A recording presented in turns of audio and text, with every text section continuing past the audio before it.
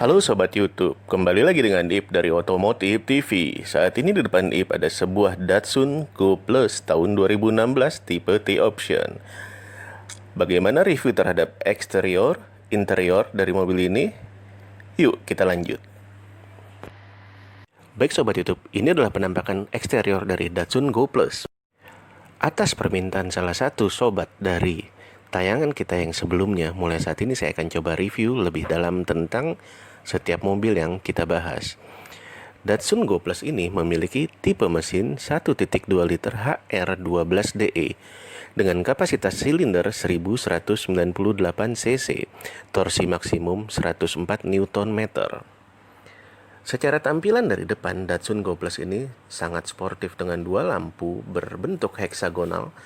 Begitu juga dengan grill yang berbentuk heksagonal, berwarna hitam dan dikelilingi dengan list chrome. Untuk tipe T-Option ini, di bagian bumper depan bawah terdapat lips yang membuatnya tampak lebih sportif. Namun sayangnya, Datsun Go Plus ini di bagian depan belum menggunakan fog lamp. Seandainya saja menggunakan fog lamp, pasti akan tampak lebih sporty. Dan wiper pada Datsun Go Plus ini hanya satu di tengah. Pindah ke bagian samping. Datsun Go Plus ini memiliki panjang 3.995 mm, lebar 1.635 mm, dan tinggi 1.490 mm.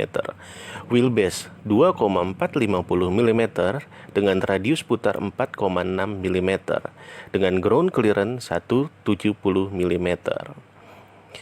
Untuk suspensi depan menggunakan MacPherson strut dengan coil spring. Suspensi belakang torsion beam. Untuk rem depan sudah menggunakan disc dengan ventilated, sedangkan bagian belakang menggunakan drum dengan ukuran ban 155/70 R13, sedangkan konsumsi bahan bakar menggunakan bensin.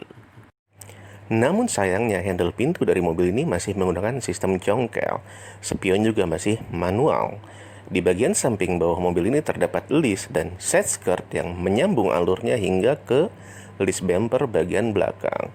Di bagian bumper belakang terdapat sensor parking. Desain lampu belakang mobil ini terlihat manis, sedangkan spoiler terlihat sporty. Terdapat emblem Datsun di bagian tengah belakang, emblem Nusantara di bagian kiri, dan emblem Go Plus Panca di bagian kanan. Ya, inilah eksterior dari Datsun Go Plus tipe T-Option tahun 2016. Overall, mobil ini masih enak dilihat. Lihatlah mobil ini dari belakang, samping, hingga ke bagian depan. Modelnya terlihat sporty, dinamis, cocok untuk anak muda, begitu juga keluarga. Sekarang kita lanjut ke bagian interior, mulai dari bagasi. Ya, bagasi terlihat begitu sempit, hanya muat payung. Kecuali kalau kita lipat jok bagian belakang, maka bagasi akan terlihat luas. Saran saya, sebaiknya jok belakang dilipat saja atau dilepas. Sekarang kita coba lihat row kedua dari Datsun Go Plus ini. Pada row kedua ini dinilai cukup. Tidak lega, tidak juga sempit jika untuk 2 orang. Namun jika untuk 3 orang, agak sempit. Untuk door trim terbuat dari bahan plastik tanpa kombinasi dari bahan fabric. Handle pintu terpisah dengan power window, namun tetap terlihat enak. Untuk headrest pada row kedua ini menyatu dengan sandaran.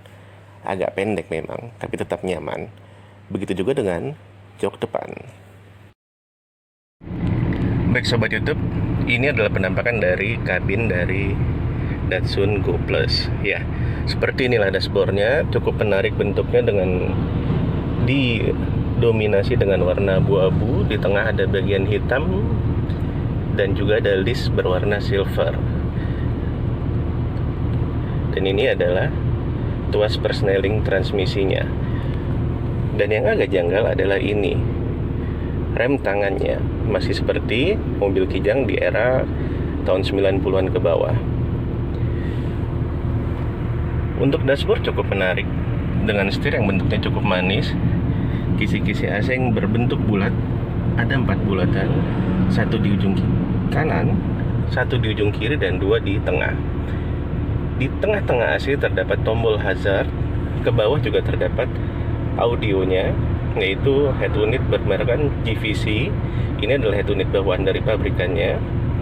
Ke bawah lagi terdapat pengaturan AC. Pengaturan AC dapat kita lihat bentuknya putar-putaran, ada 4 volume putaran untuk ukuran AC-nya, dan di sebelah kanannya terdapat volume untuk tingkat kedinginannya.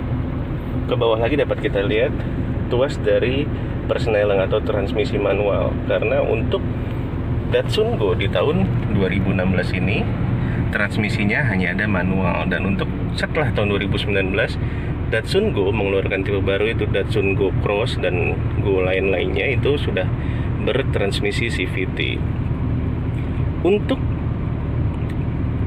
door trim berwarna agak krem dengan posisi bukaan pintu seperti ini, handle pintunya terpisah dengan tombol power window, dimana biasanya dia menyatu panjang, dan ini terpisah.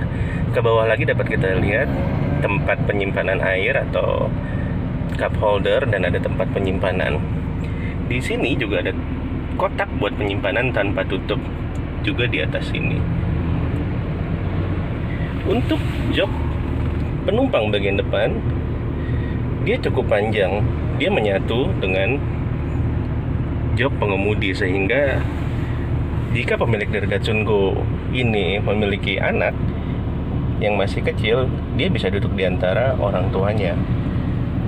Ya, seperti inilah kabin dari Datsun Go bagian row pertama.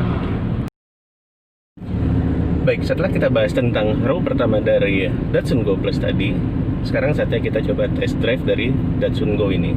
Namun sebelum kita test drive, saya tambah sedikit ini. Untuk posisi setir tinggi ya, jauh dari posisi kaki.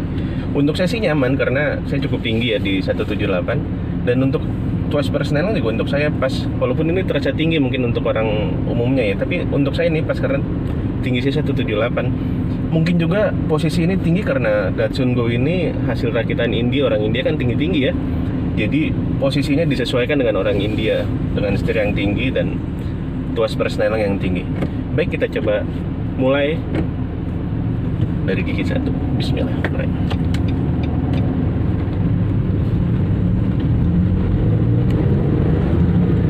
Oh, tarikannya lumayan nyentak. Wih, enak loh. Polisi tidur. Kita coba suspensinya. Wih, suspensinya lembut, soft.